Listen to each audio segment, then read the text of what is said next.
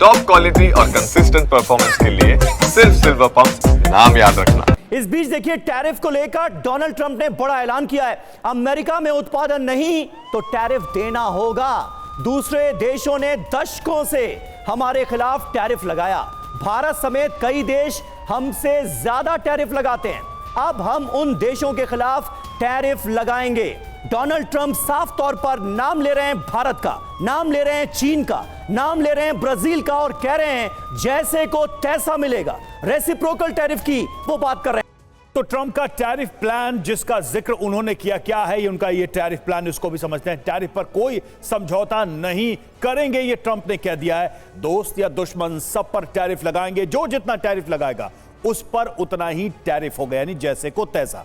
Trump ने कहा भारत, चीन, कोरिया ज्यादा टैरिफ लगाते हैं। भारत 100% टैरिफ लगाता है, चीन पर ज्यादा टैरिफ। अप्रैल से रेसिप्रोकल टैरिफ लगेगा। सवाल यह है कि ट्रंप के टैरिफ ऐलान पर चीन क्या करेगा? क्या चीन से अमेरिका को बराबरी का जवाब मिलेगा? ये सारी बातें अपने आप में बता रही हैं कि पूरा एक ग्लोबल टैक्स एंड टैरिफ का जो स्ट्रक्चर है वो डिसरप्ट होने वाला है। समीर जी हां, ट्रंप टैरिफ थ्रेट का खौफ बाजारों में और नजर आएगा। इसके बाद यह तय माना जा रहा है। टैरिफ पर ट्रंप को चीन की धमकी। चीन ने कहा अमेरिका से हर तरह का युद्ध लड़ने के लिए तैयार है। अमेरिका की धमकी से हम डरते नहीं। चीन के विदेश मंत्रालय का देखिए पहला बयान। डोनाल्ड ट्रंप के संबोधन के बाद यह चीन का पहला रिएक्शन है। टैरिफ को लेकर डोनाल्ड ट्रंप ने चीन को जो धमकी दी है, अब उसके ऊपर चीन का बयान आ गया है। कहा गया है कि अमेरिका से हर तरह का युद्ध लड़ने के लिए तैयार है। यानी वो एक तरह से यह कहने की कोशिश कर रहे हैं कि टैरिफ वॉर के लिए, ट्रेड वॉर के लिए वो पूरी तरह से तैयार हैं।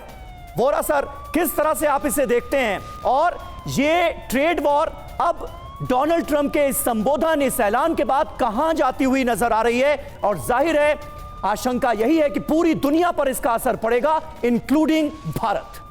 ये आपने बहुत अच्छा प्रश्न पूछा है। ट्रेड वॉर का शब्द आपने यूज किया, ये तो मीडिया में बहुत यूज होता है। ये कोई वॉर नहीं है। वो कह रहा है जितनी ड्यूटी आप मुझ पे लगाओगे उतनी ड्यूटी मैं आप पे लगाऊंगा, reciprocal. WTO, world trade organisation, जो इस समय बिल्कुल खत्म होने वाली है, उसका भी यही सिद्धांत था, they should be equal and reciprocal tariff. Sir, अगर करोड़ों लोग आपका प्रोग्राम देख रहे हैं, उन्होंने जिक्र किया था पोकाहोंटास का।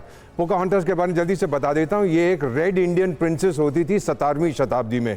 इसने अपने कबीले के साथ, पावहाटन लोग थे, और धोखा किया। एक ब्रिटिश कॉलोनिस्ट से शादी करके लंदन चली गई। लोगों ने बहुत उसकी तारीफ की, फिर वहीं पर मर गई। तो ये सेनेटर एलिजाबेथ वॉरेन की तरफ, जो डेमोक्रेट हैं, वो कह रही थी हथियार देते जाओ, यूक्रेन लड़ेगा अगले 100 साल तक। उन्होंने कहा शांति कौन नहीं चाहता? पोकाहोंटास नहीं चाहती है, क्योंकि ये दुश्मन का साथ दे रही है। ये उनका कहना था। सही है, गलत है? दूसरा, जब आपने बात की है पीस डील की, पीस डील कौन साइन करेगा सर?